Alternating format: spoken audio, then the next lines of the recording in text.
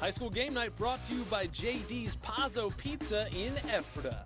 Hello and welcome to the High School Game Night Halftime Show. I'm your host, John Buffone. It's week 3 of the LL football season. It's the last tune-up before we dive into section play next week. In a few minutes, we'll have LMP's Jeff Reinhart in the studio to break down all the action. But first, it's time to revisit the top 5 plays of the week. Take a look.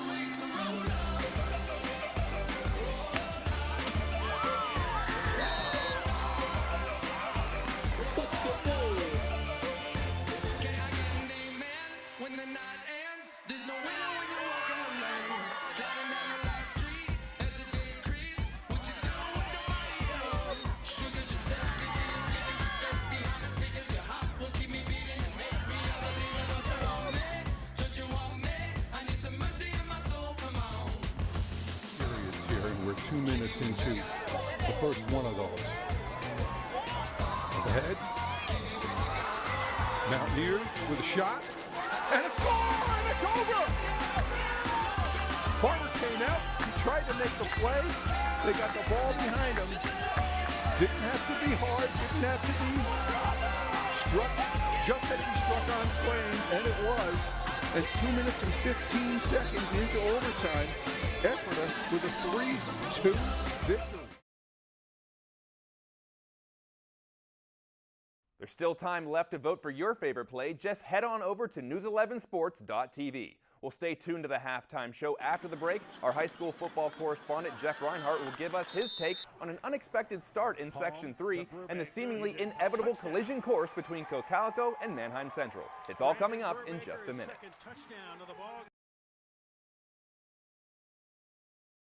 High School Game Night brought to you by JD's Pazzo Pizza in Ephrata.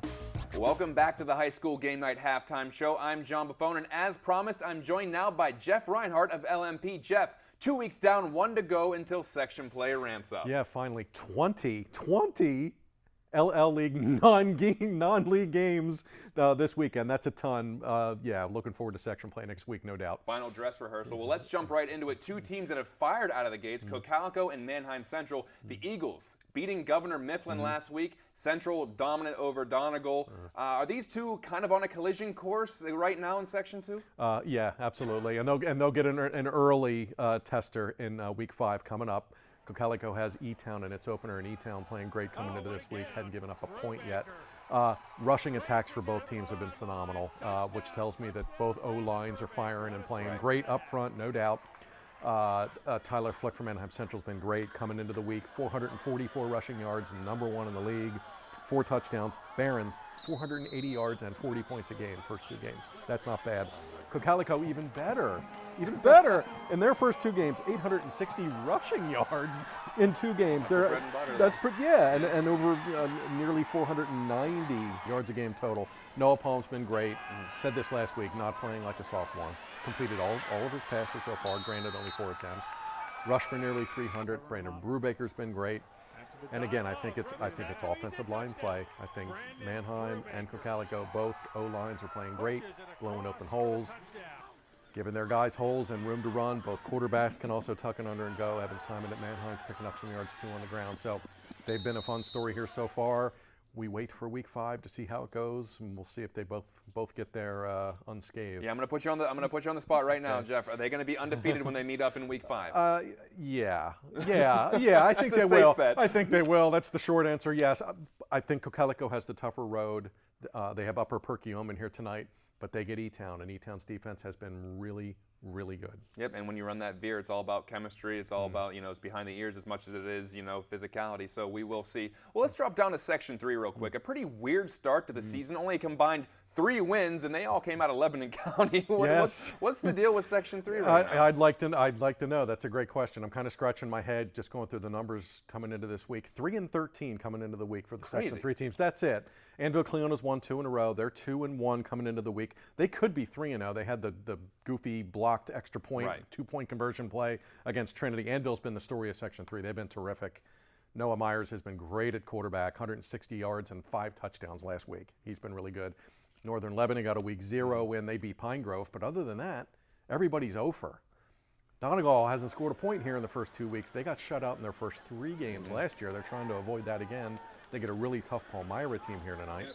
Lancaster Catholic, the preseason pick to win. They're scuffling. They played a Waynesboro team last week out of the Mid-Penn that is not predominantly a dominant kind of program. And they lose 23-10. So they've struggled running the ball. So yeah, it's a head scratcher for sure. It'll all get turned around. They're all going to start playing each other next week, although Lancaster Catholic has to play Berks Catholic next week. And Berks Catholic's a state-ranked team, and they're loaded. Not an easy dress rehearsal going into league play. Not at all. So Lancaster Catholic better get some mo here in week 3 because they're going to need it for Berks, and then they're going to need it going into the section play. But yeah, weird things in Section 3. And with the new playoff formats with the 6 classes, these are pivotal games.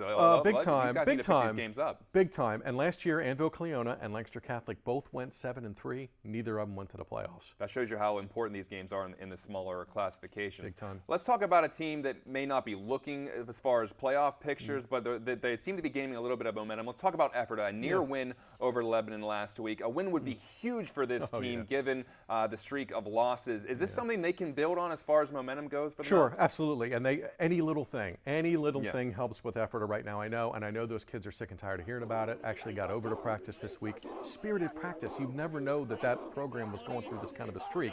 That's big time. They're hitting and popping and tackling and, rah-rah, and that was great to see. I like this Caden Kiefer kid. He's rushed for almost 200 yards, scored a couple of touchdowns. Offense finally did some things last week. Couldn't quite get over the hump. Got to within 28-21 against Lebanon and ended up losing. Adam Smith, he was up over 100 rushing yards, 115 or so rushing yards against Lebanon. So baby steps. I know Ephrata is sick and tired of hearing about it. It'll happen. Yeah. Way early prediction. I think they go to Section 3 next year, and I think they get at least 1, if not 2 wins there. But at least it was in their sights last week. It wasn't. Definitely, they tasted it, and I talked to a couple of kids, and they were like, "Man, we just did a couple of dumb things in the fourth quarter. We're not kind of used to being in that situation, and we couldn't get it tied, or we couldn't finish a drive, or something goofy happened." So, I think they're close. Section 2 will not be kind. Warwick will not be kind tonight. But I think when they go to Section 3, I think Ephrata is going to get 1 there somewhere next year. Fingers crossed. Something to build on for the Mounts. All right, Jeff, thank you for joining us again this week. We're going to see you again next Friday. And don't forget to check out Jeff's work at LancasterOnline.com or just give him a follow on Twitter at JeffReinhart77. And that'll do it for the halftime show. Thanks for watching. And just a reminder, High School Game Night's post-game show airs tonight at 10:30 with Chad Landers and Brian Cass. But for now, we'll send you back to War Memorial Field for second half action between Ephrata and Warwick. Enjoy.